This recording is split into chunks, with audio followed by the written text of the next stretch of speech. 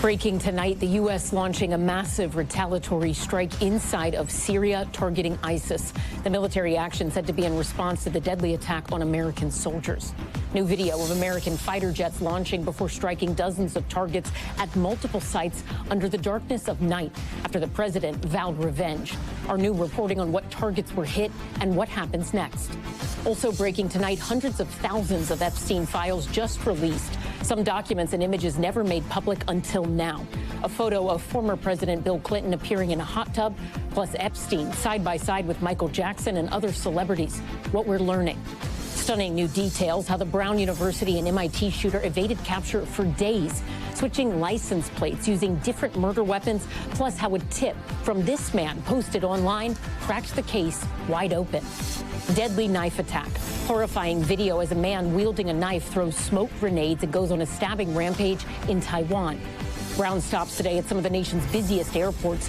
Travelers battling snow, torrential rains, and dangerous winds as the holiday rush begins. The abrupt exit for SNL star Bowen Yang. What we're learning about his shocking leave in the middle of the season. And one teacher's race to save Christmas for hundreds of her students. How strangers helped her pull off a holiday miracle.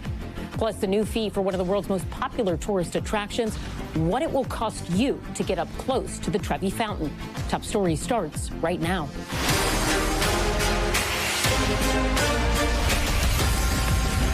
And good evening. I'm Ellison Barber in for Tom. We are tracking two major breaking stories as we come on the air. Thousands of new documents and images related to Jeffrey Epstein released by the Department of Justice tonight.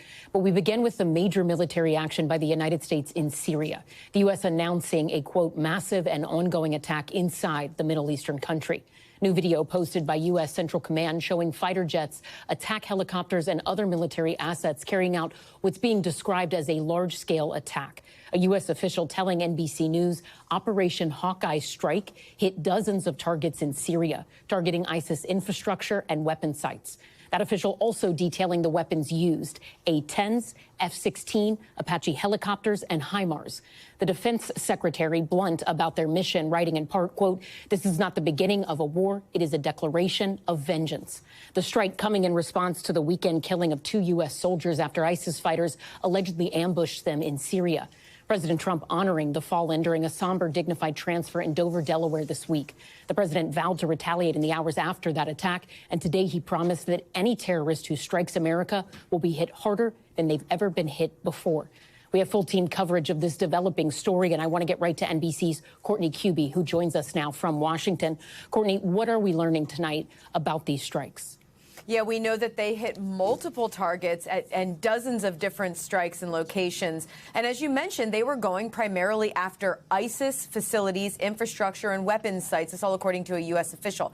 Now, this is called Operation Hawkeye Strike. As we mentioned, it was in retaliation for this ambush near Palmyra, Syria, last Saturday, killing 2 Iowa National Guard soldiers and a U.S. interpreters. Multiple platforms, U.S. military platforms, A-10s, F-16s, Apache helicopters, artillery, HIMARS, and interestingly, Jordanian F-16s all took part in today's attack. And we heard from both Secretary of Defense Pete Hegseth about this today, as well as President Trump about this unfolding operation, Ellison. Courtney, we know the Defense Secretary has said that this is not the beginning of a war, but do we anticipate any sort of additional retaliatory strikes?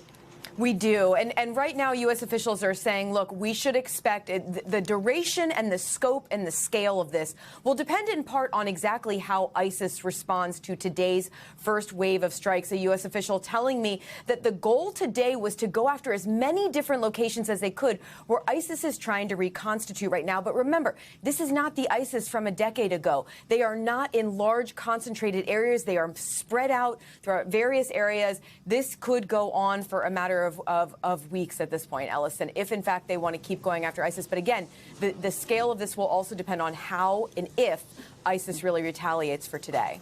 NBC's Courtney Kube, thank you.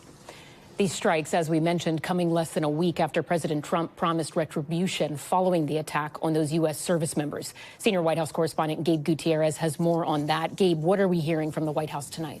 Well, Allison, administration officials are touting this as a promise kept. You know, the president just posted on social media that the U.S. is inflicting very serious retaliation, adding all terrorists who are evil enough to attack Americans are hereby warned. You will be hit harder than you have ever been hit before if you in any way attack or threaten the USA. The president had attended the dignified transfer of the National Guardsmen on Wednesday.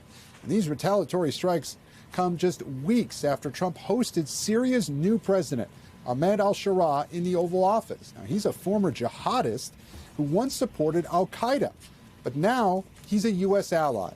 President Trump making it clear this week that he does not hold Syria's new government responsible for the ISIS attack on American troops. But, Ellison, the stability of Syria is seen as crucial to the administration's foreign policy in the Middle East. Ellison? Gabe Gutierrez at the White House tonight. Thank you. For more, I want to bring in Colonel Steve Warren. He's an NBC News contributor who previously served as the spokesperson for Operation Inherent Resolve. That's the U.S.-led counter-ISIS military coalition. Colonel Warren, the ISIS that the U.S. just struck here does not hold the territory that it used to, in large part thanks to the U.S. military operation you served in. How effective are large-scale strikes like this against a smaller, more insurgent-style ISIS? Yeah, they are moderately effective. These strikes will have several immediate results against ISIS. I believe they will drive ISIS to ground. They will cause the ISIS fighters who are struck to move. They will cause the ISIS fighters to speak, to talk through their various communications methods, and they will allow us to gather more intelligence on them. So they will have significant effects for our intelligence capabilities and for our ability to know where they are and what they're doing. So based on your experience, Colonel Warren, in that region, how do you think ISIS will respond to these strikes? Do you expect a response, and how soon could it be? They won't respond immediately. What historically ISIS has done in these cases is first they begin sort of an internal purge. How did the Americans know we had weapons stored in this location? They'll assume there's a leak or someone has turned on them. So they'll first go through this purge process, which will actually, it helps us because they're fairly ruthless in their purges. They just kill who they think may have spoken to Americans. When that settles down, they'll reorganize. Whoever's in charge will now take charge, and then they will begin the planning process for if, when, and how they will retaliate. And we know the administration, including the defense secretary, has called the strikes a success. Pete Hegseth saying that they hunted and killed our enemies, but it can often take some time to know exactly how effective strikes are. You mentioned that it can be incredibly effective already for intelligence gathering purposes, but big picture, how long does it take to know whether or not these strikes truly had an impact? Well, we'll start seeing, specific, aerial photography. We have personnel in the area that can actually go and look at the sites that have been struck. So we will begin to gather intelligence here almost immediately. We'll have a full picture, most likely within 48, possibly 72 hours before we know really how much damage these strikes have done. And when I say we, of course, it's the Pentagon. Then the Pentagon can decide how much of that information it puts out to the public. All right, Colonel Steve Warren, thank you so much. We appreciate your time and insights. Now to that other major breaking news we're following tonight, hundreds of thousands of documents related to late sex offender Jeffrey Epstein just released by the Justice Department. Some images and documents never released to the public until now. NBC's Ryan Nobles with what's inside those files. Tonight, for the first time, the Epstein files made public. The Justice Department posting hundreds of thousands of items online related to the DOJ's criminal investigations of the late sex offender, including photos that do not include context or prove any criminal activity. Here, former President Bill Clinton appears in a hot tub with someone whose face is redacted. In another, Clinton is seen next to Epstein, and Michael Jackson seen here with Epstein. Another shows Epstein, co-conspirator Ghislaine Maxwell, Mick Jagger, and Bill Clinton seated at a table. And this photo of Epstein with Richard Branson. The Justice Department and the FBI this summer said they, quote, did not uncover evidence that would warrant an investigation against uncharged third parties.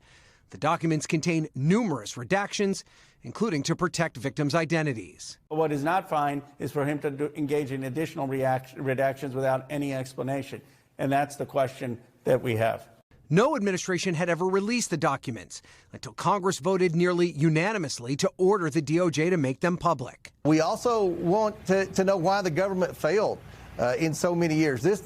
These crimes went on for decades, through 5 different presidential administrations before Epstein was finally put in jail. All of it comes as new details have been published of Epstein's rise from private school teacher to financial advisor for the wealthy, described as a chronic liar who still gained the trust of powerful people. The New York Times reporting he lied on his resume and abused expense accounts, citing interviews with people in Epstein's past. And tonight, a top Democrat demanding the DOJ explain what's in and not in the files that were released.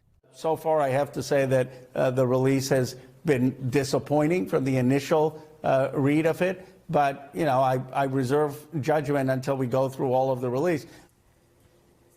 And Ryan Nobles joins us now. Ryan, we have been reaching out to people seen in these photos for their responses. Have we heard back yet?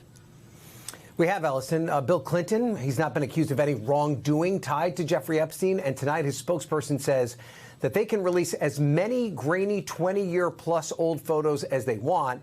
But this isn't about Bill Clinton. Richard Branson and Mick Jagger have not responded tonight. And Ellison, it's also worth pointing out that there's very little of the current president, Donald Trump, in the files that were released tonight. But there is still many more files to come. And the Deputy Attorney General said we may not see all of these files for at least 2 weeks. Ellison? Ryan Nobles, thank you. NBC News national law enforcement and intelligence correspondent Tom Winter joins us now for more on this. Tom, I know you and the entire team here have just been pouring through these documents. What has stood out to you so far?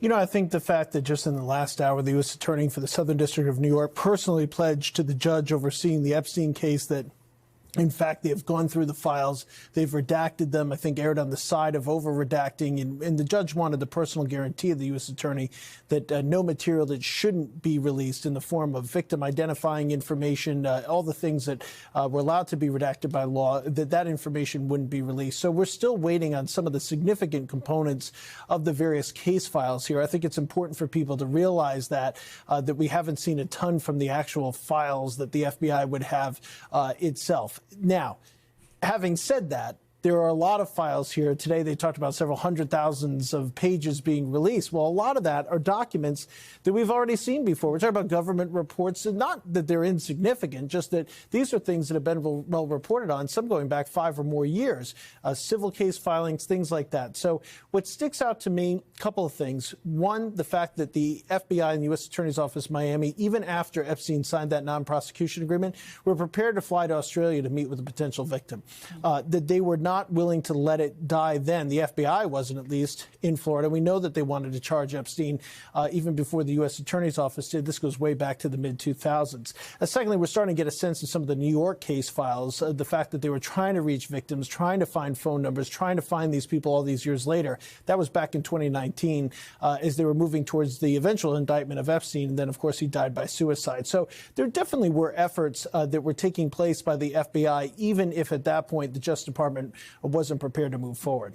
And Ryan mentioned we are expecting to get more information before the end of the year, but we were supposed to have all of it today, correct? Was that a surprise? We were supposed to have all of it today. I'm not surprised about it, given the compressed time frame. There's not a lot of teeth in the law that mandated every single document by 6 o'clock tonight. So I'm not particularly surprised about that. And then in terms of questions about what could happen next, we mentioned that the DOJ is saying there isn't any evidence, or what we've been told is there's not evidence uncovered in here that could warrant third-party charges of people who were not previously charged. Do you think that is going to be the case, or could we see other criminal charges? I think that's going to be the case. And you know, I'm seeing a lot of people point out to the picture of Bill Clinton in the bathtub there. Whether that was legal or not is one question. Whether it's appropriate or not is quite another one, obviously. And people can come to their own conclusions for sure on that. But this Justice Department and the FBI under the Trump administration said in a memo last summer that nobody signed and nobody dated that, look, we've looked at the totality of the files. One of the first things they did when they came in, they took agents off of cases. They put agents in New York and Washington through hoops to go through all these files. And they said, we don't even have enough information to open investigation. You have to have some information to open investigation. I can't just say, Ellison, you're under investigation tonight if I work at the Justice Department. That's not how it works. So, or at least not how it's supposed to work. So they said they couldn't even open a case, let alone bring any potential charges. I don't see anything in the files tonight that, in my opinion, and talking to experts in law enforcement, that changes that. And since they already looked at these files once before, they reviewed it again this spring. I don't know how we're going to come to a different resolution sometime by the early part of 2026. That's just based on their own statements. So I think there's been a lot of people that have suggested there be some sort of epic legal developments in this tonight. I think the level-headed reporting has shown otherwise, and the documents are showing that too. All right. NBC's Tom Winter, thank you. You got it. Now to the stunning new details about how the alleged Brown University and MIT shooter evaded police for days. NBC's Aaron McLaughlin on what he did to keep his identity unknown, and the Reddit tipster police now credit with cracking the case wide open. Tonight, new details about how the alleged Brown University killer, Claudio Manuel Neves Valenti, evaded law enforcement for 6 days. He allegedly killed 2 students and wounded 9 before murdering an MIT professor in Massachusetts. Authorities say Valenti later died by suicide. His body found in a storage unit in New Hampshire. Do you think he planned on killing anyone else? It's possible. He's a dangerous individual, very dangerous. Law enforcement officials tell NBC News Valenti used advanced techniques to avoid being found. It sounds like he meticulously planned this attack. Oh, there's no question about that. They believe he used different weapons for each murder, avoided using traditional credit cards, changed license plates on his vehicle multiple times, used an international SIM card in his phone, making it harder to trace, and he covered his face. Do you think he knew where all the cameras were? He definitely was conscious of that.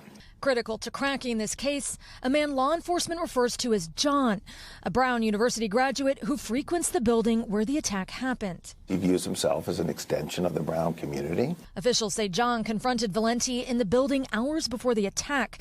Part of their encounter caught on this surveillance footage showing Valenti running away from John. According to court documents, John followed Valenti outside, where they ran by a Nissan he believed belonged to Valenti because his key fob set off the car lights. 2 days ago, authorities put out this notice asking for John to come forward. He came forward within an hour. John then alerted authorities to the Nissan and other important details. You described the lengths he went to evade authorities. Why did he kill himself? It's a question we have as well. We were posting information and very strategically posting certain things. I'm assuming he realized, but at the end of the day, we were coming. We just received Valenti's autopsy results. Officials now estimate that he died of a self-inflicted gunshot wound 3 days ago, a day after shooting and killing the MIT professor. And while they believe he had a personal connection at one point to that professor, officials here say they do not know why he opened fire on a classroom full of students that he likely never met. Ellison? Aaron McLaughlin in Rhode Island there. Thank you. We want to bring in Providence Attorney General Peter Neronha. Thank you so much for joining us tonight, Attorney General. Let me just start with the outstanding question so many people have here, right? Are we any closer to identifying some sort of motive for this attack? You know, not as I sit here tonight, Ellison, I think that may be something we can learn over the next several days. But I don't want to make any guarantees. This has been a case of twists and turns involving a sophisticated actor that was doing some inexplicable things. And so I don't want to speculate that we'll be able to answer that question. We're going to try to. Of course, the case in Massachusetts seems very personal.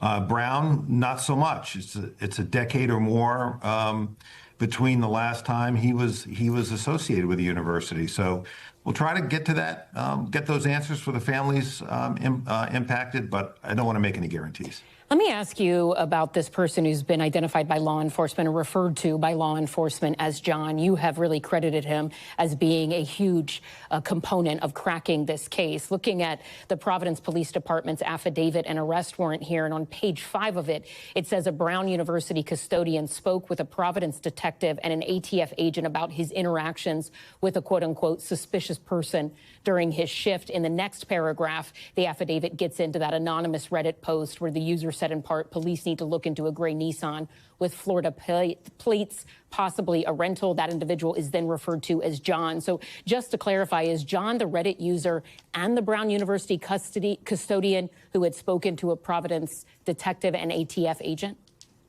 He is the Reddit poster. Okay. We didn't know that until he came into the Providence police station. He approached Providence police officers who wanted to help. He is not the custodian. He is not. Those are different people. Okay, help us understand the timeline here a little bit more. A medical examiner has determined that the suspect died on Tuesday. Any more details you have about that? Well, no, that seems to be about right based on what we know now. We didn't know that yesterday. We did eventually learn that he had swiped into that storage facility on the 15th. We didn't have any evidence of him coming out, but of course we couldn't guarantee ourselves that he had not come out. You know, again, this was a sophisticated actor, as you're reporting earlier, went through all the ways in which he tried to dodge law enforcement. You know, the car was recovered in New Hampshire. There was a Florida plate. There was a Maine plate. The Maine plate matched the car that was at the scene of the killing of the MIT professor. The Florida plate matched the car that was at the scene of the Brown or nearby the Brown murder scene and shooting scene. So this was a sophisticated actor. He could have stayed in there gone in on the 15th, killed himself on the 16th. That seems likely. But that is something that we've only begun to learn details of in the last 12 hours or so. So there was also this person of interest at one point who was brought in for questioning, then released. When you look back, and I know hindsight is always 20/20, but based on what you know right now, was that or anything else missteps made by law enforcement that delayed getting in touch and tracking this guy down, from particularly when the Brown University shooting happened to 2 days later when he was in Massachusetts killing another person? Yeah, so I would say that the way we found this killer was by learning his name. And we learned his name by over a period of 2 days or so, pulling all the video footage in the area. And we're able to retrace his movements, which led us to John. John led us to the car, which led us to the rental car facility in Boston. The photograph that just came up on your screen, the coats matched. We knew we had our guy, and then we had to locate him. Before getting there, over those 3-4 days, we had four other leads on suspects related to cars, for example, or related to cell phones. The person that you're referring to had a telephone that the FBI ran down as being in a town close to Providence. That person had links to Brown. When the FBI went to that location and attempted to speak to the person was initially uncooperative with the agents. The agents went into the room and they secured it. Now we had to go get search warrants to check that evidence out, to see if it matched the evidence at the scene, to run DNA evidence. That took about 24 hours. But while that was happening, we weren't stopping. We were continuing to pull the video that led to all of the other steps that led us to the shooter. So whether it's running that to ground, I mean, we must have had over 50 detectives and agents working this case. It wasn't like all 50 were working on one part of it. When those FBI agents covered that first initial lead, all the other law enforcement back in Providence, I was there at the time, were searching out other leads, but most importantly, trying to get that video evidence. By the time we had that evidence, as we're probably now talking a couple days later, as my memory serves, then again, that takes us to our cooperating witness, John. John takes us to the car. Car takes us to the rental facility. Rental facility gives us the name. By that point, unfortunately, our MIT professor has already been murdered. And I have about 10 seconds left, but are there any plans to do some sort of look back internal review to see if anything could have or should have been done differently? not from a law enforcement perspective. I think Brown has some soul searching to do in the sense of reviewing their plans. But this was a incredibly well executed law enforcement response, and I'm proud of the work of all of the law enforcement agents and our prosecutors who were there. All right, Attorney General Peter Nerona, thank you so much for your time tonight. We really appreciate it. Thank you, Ellison. And we'll be back in just a moment with a horrifying knife attack in Taiwan. A man going on a stabbing spree, sending crowds running for their lives. What we're learning tonight. Plus, another round of severe weather slamming parts of the country and causing chaos at airports. What it could mean for your holiday travel plans. And gearing up for blastoff. Blue Origin counting down to its historic launch with the first wheelchair user set to reach space. That's ahead on Top Story.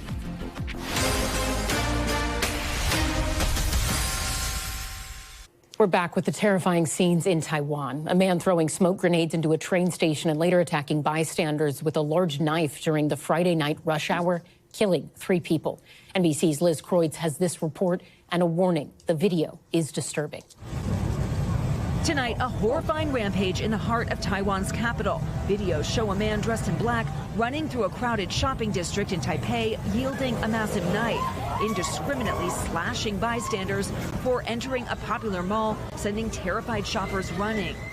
Authorities say the assailant began his deadly Friday night attack at this nearby metro station, where he threw 5 or 6 smoke grenades. Videos show heavy smoke filling part of the station, and commuters just feet from the attacker taking shelter in a Starbucks. In this CCTV footage, you can see the chaos and someone falling to the ground. Everybody was panicking, said this McDonald's employee. What I did immediately was to get the customers to take cover and hide. This woman says she was among those attacked, saying it did not feel like a slash, it felt more like being hit. Then it really hurt. According to Taiwan's national news agency, 3 people were killed and at least 6 others hurt, and that the suspect, 27-year-old Cheng Wen, also died after jumping out of a store window. Taipei's mayor says Wen was a wanted fugitive for evading military service. Tonight, Taiwan's prime minister announcing increased security in public areas, seeking to calm a nation unaccustomed to violence. Liz Kreutz, NBC News. And still ahead on Top Story, the new warning to parents with kids on social media. We'll hear from one mother who says her teenage son took his life just days after joining Instagram because of a sextortion scam. Plus, why a judge threw out a murder conviction for one of the men found guilty in the death of hip-hop legend Jam Master Jay. But first, Top Story's top moment, and the heartwarming moment on the football field. 83-year-old Navy veteran Kenny Jari attended the Army-Navy football game and joined the team of his alma mater on the field to celebrate their win. It turns out Kenny was the one being celebrated with. Take a look.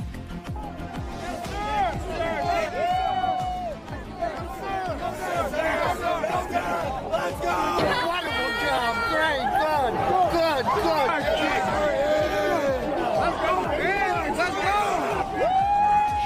Kenny says it is a day he will never forget. Stay with us. More Top Story on the way.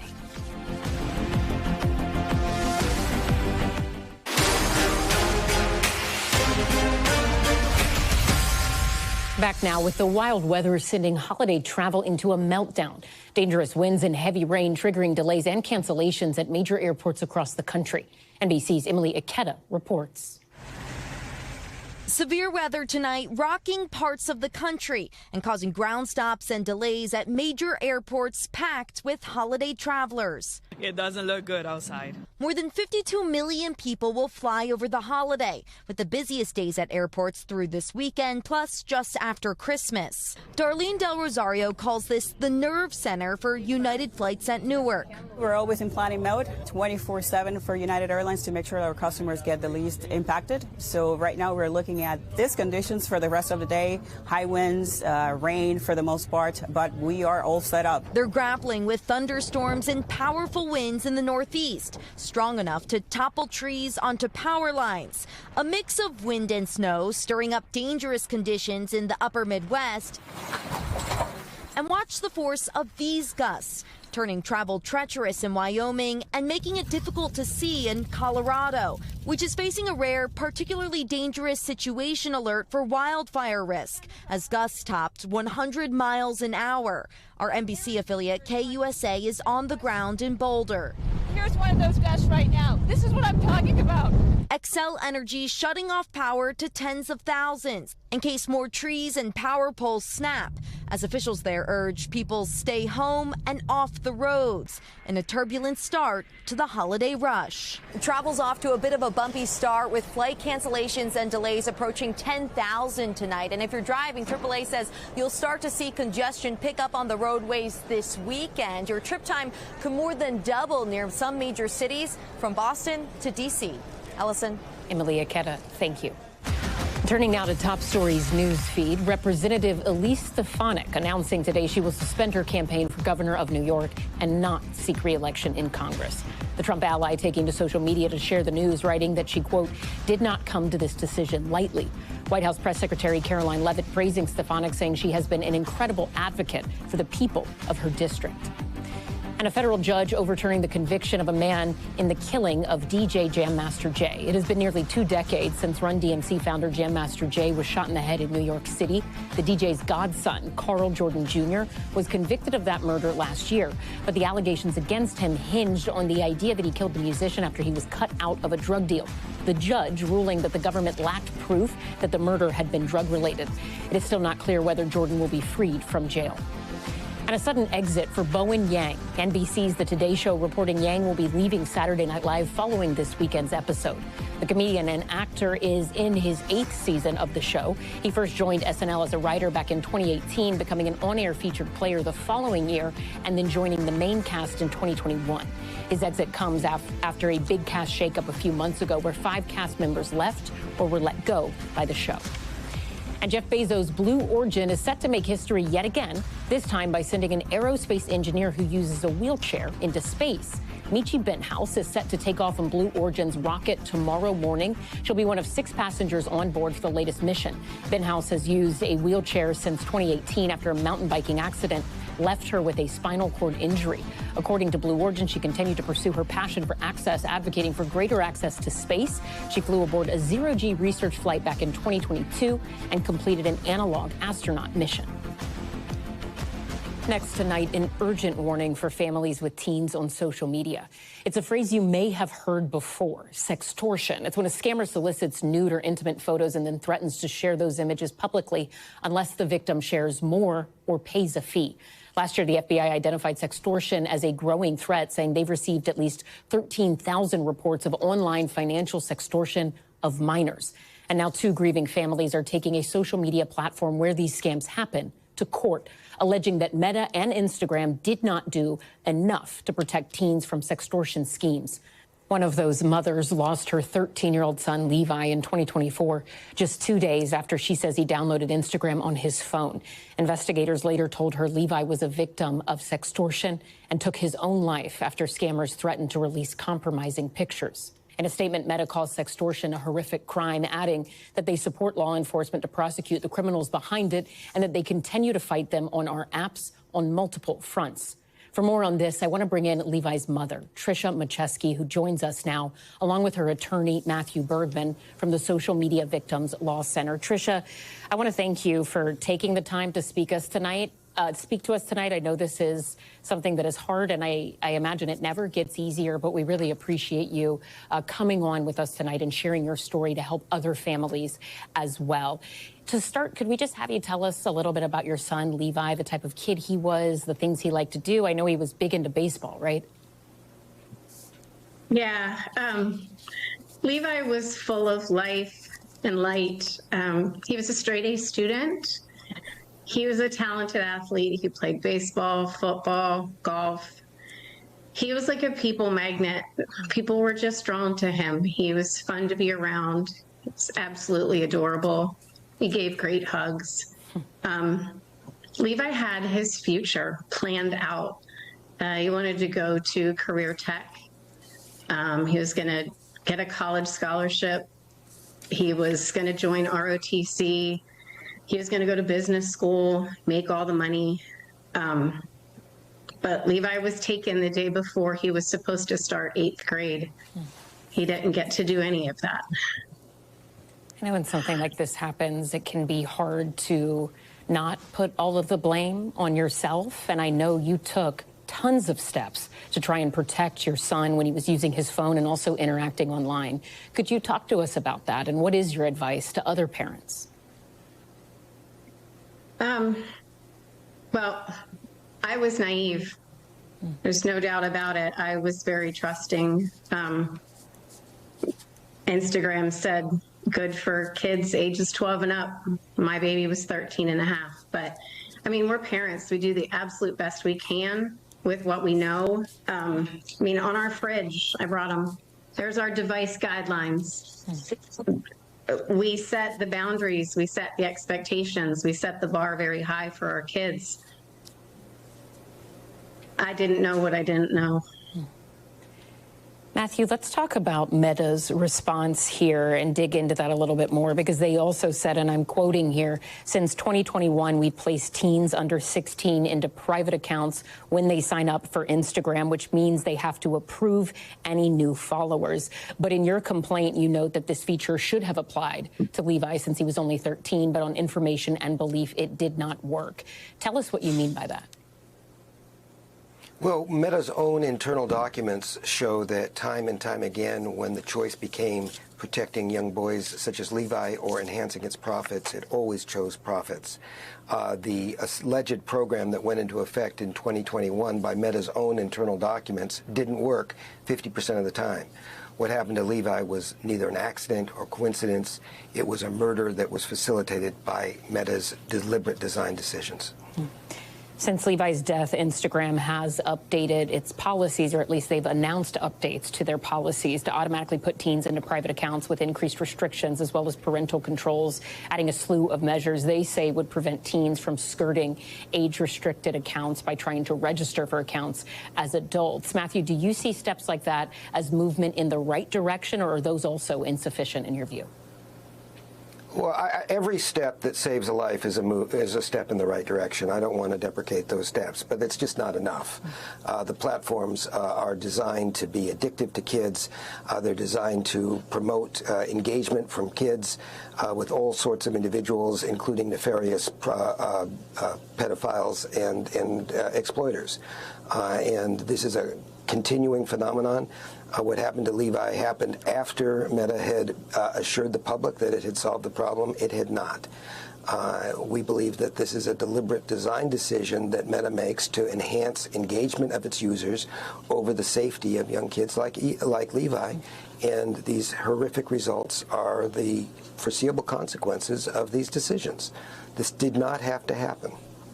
Tricia, the Pennsylvania State Police told us just the other day that they are still investigating what happened to Levi. On the law enforcement front, how has that gone for you and your family? Have they been responsive to what happened here? They have a job to do, and I think they're doing it to the best of their ability.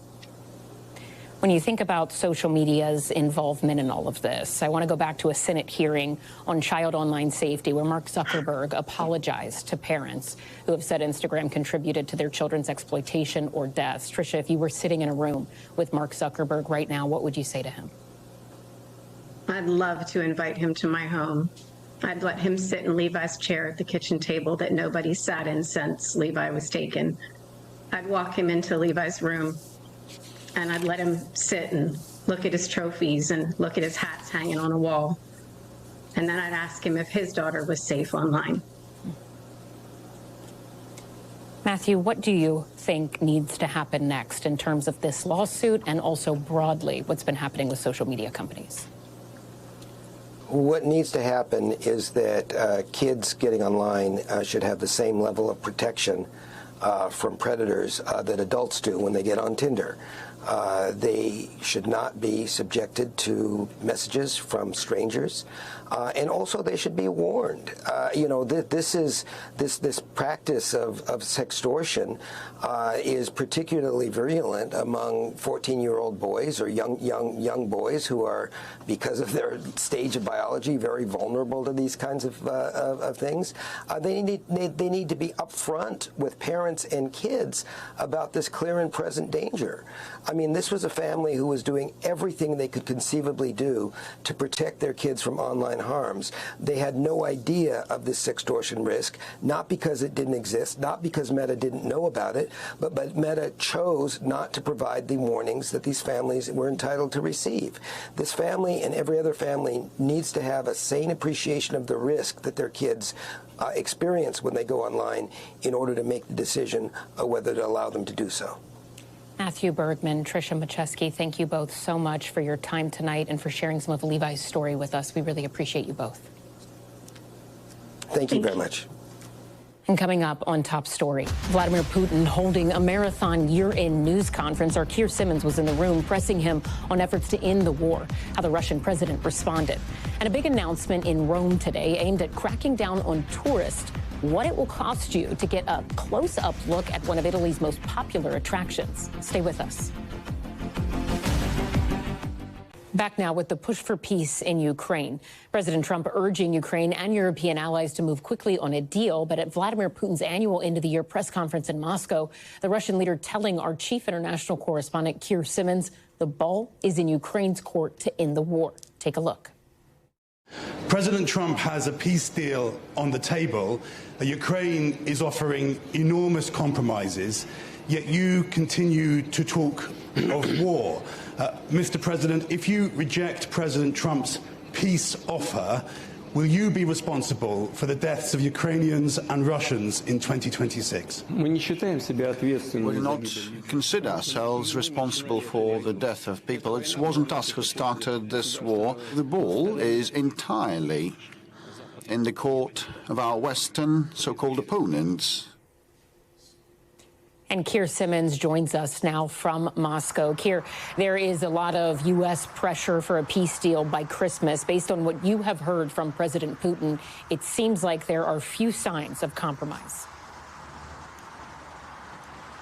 I think that's right, Alison. I mean, in that answer, President Putin did say that Russia is compromising. We should point out that, of course, it was Russia that invaded Ukraine in 2022. What you heard President Putin saying there was that he is not responsible for the war, he says, because of what he calls the root causes, by which he means things like the expansion of NATO. But of course, Ukraine would say that it is very much Russia that is responsible for what President Putin originally called his special military operation. It was a 4.5-hour question and answer session. It is traditional that President Putin holds it at the end of the year.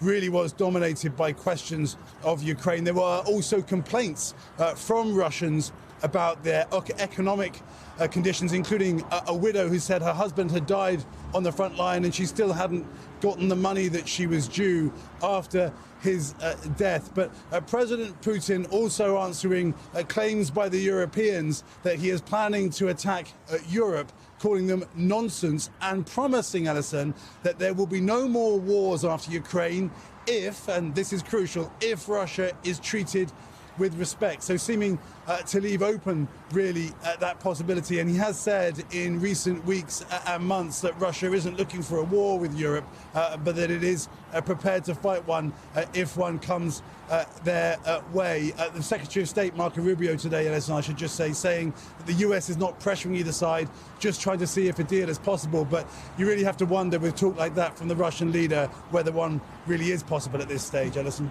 NBC's Keir Simmons pushing for answers there in Russia. Thank you. We appreciate it. Now to Top Stories Global Watch. A wave of violent protests breaking out in Bangladesh over the deadly shooting of a popular youth leader. Take a look at these scenes from the capital city of Dhaka. Thousands of protesters blocking a major public travel hub and crowds setting fire to the office of the country's largest daily newspaper. Interim government is now urging people to resist violence ahead of the country's parliamentary elections in less than 2 months. And Australia planning to launch a national gun buyback program following the mass shooting in Sydney that left 15 people dead. The government saying it will work with states to target newly banned and illegal firearms, as well as the surplus of guns. New South Wales also announcing it's changing its state laws to tighten licensing requirements and restrict access to high-risk weapons. And tourists in Rome who want to get close to the famed Trevi Fountain will soon have to pay a fee. Starting in February, the city's mayor says it will cost €2 to get an up-close look at the popular tourist attraction. He told reporters the plan is expected to raise more than $6 million a year and will help reduce large and chaotic crowds at that fountain. Back here at home, to the story of a Texas teacher who turned to TikTok to save a Christmas tradition at her elementary school. Donations from total strangers leading to a holiday her students will never forget. Here's Tom. Hi, my name's Kyle. In Fort Worth, Texas, one teacher was on a mission. And I have 50 days to save Christmas for the 400 students at my school. Kyle Murphy pleading followers to help keep alive a long-standing tradition at George C. Clark Elementary School. Many of our students don't have Christmas gifts at home. So 50 years ago, they decided to purchase a gift for every student so they can at least have something under their tree Christmas morning. But this year, the money came in short. So I panicked because I couldn't imagine having a student not wake up to anything under their Christmas tree. Out of options, she went to TikTok. I am going to post every day for the next 55 days in hopes of raising enough money to get these gifts to our wonderful kiddos. So Mrs. Murphy created a wish list on Amazon. Within 48 hours, the people of TikTok had purchased all gifts and they were headed to my house. Crates of presents delivered to her doorstep and strangers around the world pitching in. I got Cash App and Venmo donations, anywhere from $1, kids saying, this is all I have. I want to help and this is the way that I can help. What do you think it is? Making sure each kid had the Christmas they deserved. All thanks to a teacher who wished to keep traditions and the Christmas spirit alive. With everything heavy going on right now, I think as a society, we're skeptical when people reach out and ask for help. But when this took off like it did, it just really, it sounds so cliche, but restored my faith in humanity. I'm Ellison Barber in New York. Stay right there. More news is on the way.